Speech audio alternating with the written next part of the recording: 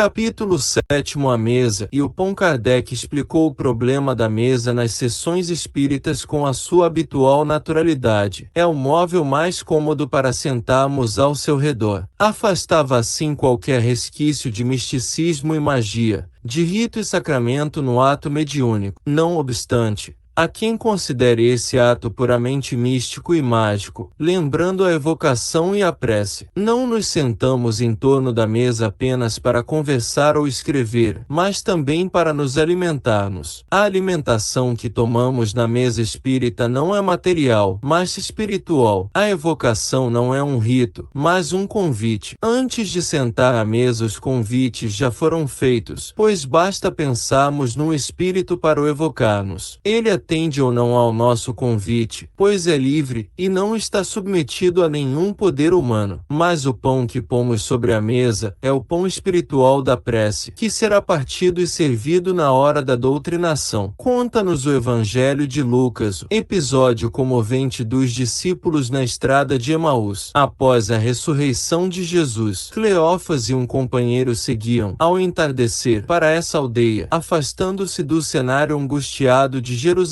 Um estranho os alcançou e acompanhou, conversando sobre a morte e a ressurreição de Jesus. Pararam numa estalagem para alimentar-se. Sentaram-se à mesa com aquele estranho. Mas, no momento em que ele partiu o pão, os discípulos o conheceram. Era o Mestre ressuscitado. Mas logo a seguir o Senhor desapareceu e a mesa só tinha os dois ao seu redor. É fácil imaginar-se o assombro dos discípulos. O vazio da mesa e o silêncio do anoitecer, que já começava, devem ter-lhes parecido muito mais cheio de rumores e alegrias que as mesas dos banquetes festivos do mundo. É precisamente o que se passa na mesa simples, sem aparatos, de uma verdadeira sessão mediúnica. A cor da toalha pouco importa. A cor branca não interessa mais ao ato mediúnico do que a vermelha ou a preta. A pureza exigida é apenas a das intenções. Os convivas estão ao redor e não são conhecidos. Surgem da estrada, na penumbra do crepúsculo, como estranhos, mas no momento de partir o pão eles se revelam. Feita a prece simples de abertura dos trabalhos, podemos ver, pela maneira deles partirem o pão, quem são eles. Iniciamos então a conversação necessária e logo depois eles desaparecem como apareceram, retornando ao invisível, no seio da noite. Como podem os cristãos de todas as denominações censurar esse repasto singelo e atribuí-lo a influências diabólicas? Como podem dizer que isso tudo não passa de ilusão, loucura ou mistificação? Nunca leram, nem mesmo por acaso, o tópico sobre os dons espirituais na Epístola de Paulo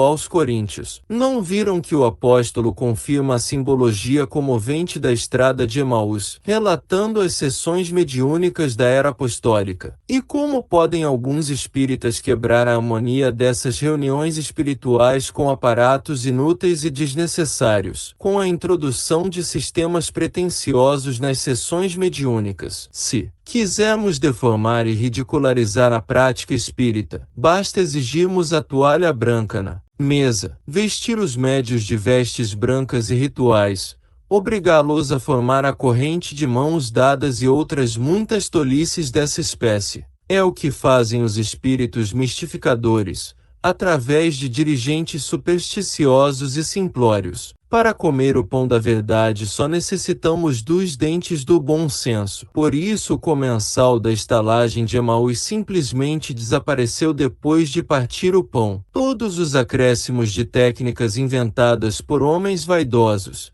de disciplinas rígidas na hora da sessão, de palavras mágicas e gestos misteriosos não passa de joio na seara. A prática espírita deve ser racional e simples, pois toda encenação e aparato só servem para estimular mistificações. Há pessoas que desejam fazer sessões à plena luz, por entender que a penumbra habitual dá motivo a desconfianças e representa uma modalidade de formalismo. Mas a penumbra é necessária à boa concentração dos médiuns e mesmo dos assistentes. A iluminação normal da sala provoca distrações, penetra nas pálpebras e quebra o ambiente de recolhimento. Claro que não se deve fazer o escuro excessivo e muito menos completo, mas a penumbra do ambiente não é um aparato formal, é uma exigência natural da concentração serena. Além dessas razões evidentes, convém lembrar que o excesso de luz exerce influência inibitória sobre os médiuns e a emanação fluídica do ectoplasma. Em todas as reuniões mediúnicas, o ectoplasma se libera para ajudar as ligações perispirituais entre médios e espíritos. Temos de saber distinguir entre o necessário e o supérfluo, entre o conveniente e o inconveniente, sem fazer concessões à ignorância ou à desconfiança dos que não entendem do assunto. O problema da concentração mental é também um dos menos compreendidos. A concentração dos pensamentos numa reunião mediúnica não corresponde ao tipo de concentração individual de uma pessoa num determinado problema a resolver ou num estudo a fazer. Trata-se de uma concentração coletiva de pensamentos, voltados para um mesmo alvo. Quando todos pensam em Deus ou em Jesus, todos os pensamentos se concentram numa só ideia. A palavra concentração sugere um esforço mental contínuo para se manter o pensamento fixado numa imagem. Isso prejudicaria os trabalhos mediúnicos, criando um ambiente de tensão mental exaustiva. Não é de tensão, de esforço cansativo que se necessita, mas de afrouxamento e despreocupação. Todos devem voltar o seu pensamento para um alvo superior, geralmente para Jesus, pois pensar em Deus é mais difícil, e todos devem manter a ideia de Jesus na mente, sem esforço ou preocupação, como quem se lembra saudoso de um amigo distante. Esse estado mental de lembrança, não de uma imagem ou figura de Jesus, mas da sua pessoa, dos seus atos, dos seus ensinos e do que ele representa para nós, deve ser mantido no decorrer da sessão. Quando se nota que o pensamento se desvia para outros rumos, o que é natural, faz-se que ele retorne suavemente à ideia centralizadora. O ambiente de uma sessão é tanto mais favorável quanto menos tensões e preocupações existirem na reunião. As evocações mentais de assistentes e médios, solicitando a manifestação de entes queridos ou de espíritos amigos, são prejudiciais, pois quebram e tumultuam o ambiente mental da sessão. Pensar num espírito é evocá-lo, como ensina Kardec. Quem comparece a uma sessão com a esperança de receber uma comunicação deste ou daquele espírito, já o evocou. Ele atenderá se for possível, mas durante a sessão só se deve pensar em Jesus. Criando-se no ambiente um clima tranquilo e confiante, pode-se esperar a possibilidade dos melhores resultados. Não há regras específicas e formais para a realização das sessões espíritas. Entre a prece de abertura e a de encerramento desenvolvem-se as manifestações mediúnicas, sob a orientação e muitas vezes a interferência de espíritos dirigentes. O sistema autoritário, em que o presidente determina aos médios receber as comunicações, uma de cada vez, provém da recomendação do apóstolo Paulo à comunidade de Corinto. Nas reuniões de Kardec, mesmo nas psicográficas,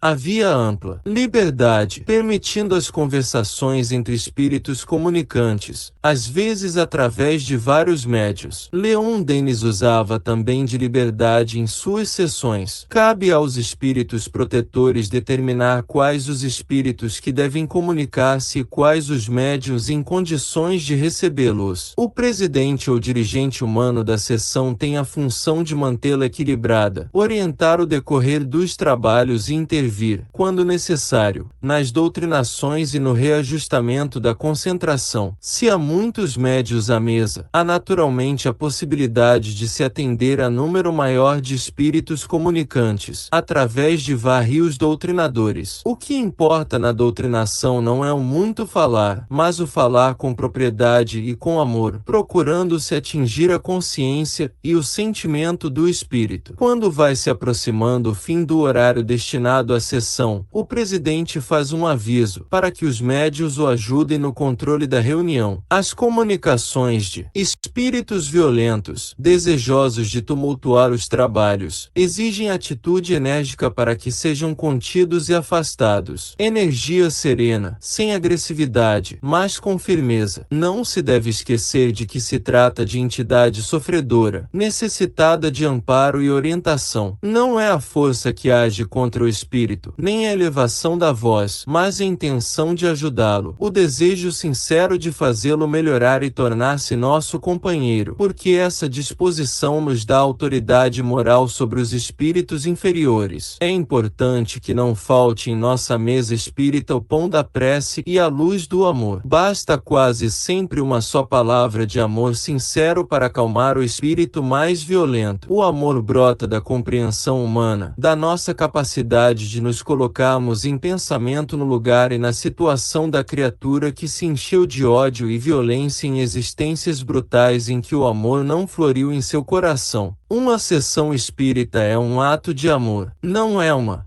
cerimônia destinada à finalidade egoísta de nos livrar de espíritos parasitas, por nós mesmos atraídos e alimentados, mas o objetivo de levar ajuda espiritual aos que padecem. O Espiritismo nos ensina, como ensinou Jesus, que somos todos irmãos e companheiros, criados por Deus para o mesmo destino de transcendência, de elevação espiritual. Esse é o pensamento central da compreensão espírita e precisamos dar eficácia, traduzi-lo em ação. Tratamos aqui da sessão mediúnica comum, não da sessão específica de desobsessão. A sessão rotineira dos centros é a que se realiza todas as semanas, em dias e horas certos, dispondo de frequência regular. Há quem discorde desses trabalhos públicos, alegando as exigências de Kardec na sociedade parisiense, quando não permitia a presença nas sessões de pessoas que não tivessem algum conhecimento doutrinário. A medida de Kardec era justa e necessária, numa fase em que o espiritismo nascia, sob um alarido universal de protestos e ameaças. Hoje estamos há mais de um século dessa fase. O espiritismo só é combatido por pessoas sistemáticas ou ignorantes. A maioria absoluta das pessoas que procuram as sessões é necessitada, tratando-se geralmente de médios em franco desenvolvimento de suas faculdades. Negar-lhes acesso às sessões seria como negar a um sedento acesso a uma fonte. A mediunidade não se desenvolve por acaso e muito menos sob o poder mágico da vara de Moisés, que tirou água da rocha.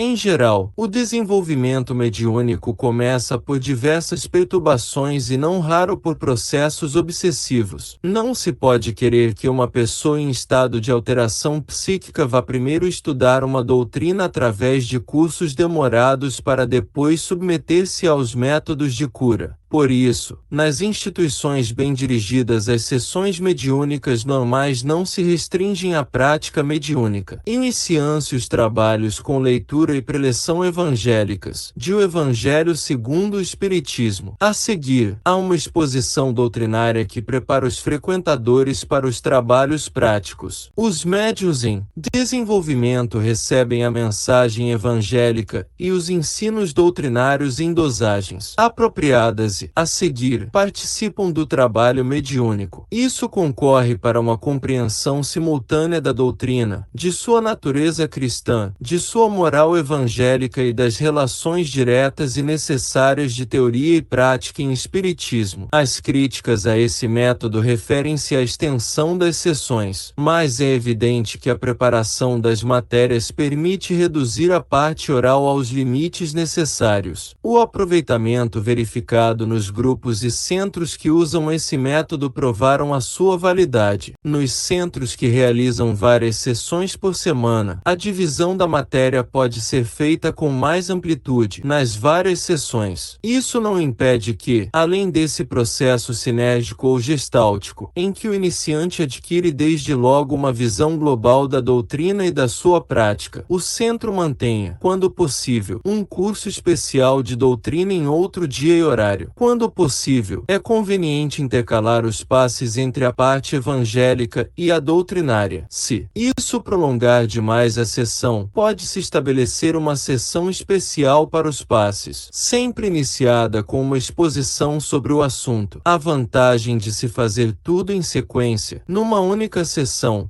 é a de se dar ao iniciante, em doses apropriadas e na sequência natural do tempo. Na prática, a compreensão da unidade do problema espírita. Essa compreensão, infelizmente, falta até mesmo a veteranos do trabalho espírita, em virtude da dispersão e até mesmo da restrição das práticas tradicionais apenas a um aspecto da doutrina. Claro que o problema de desobsessão em casos graves não pode ser tratado em sessões dessa natureza.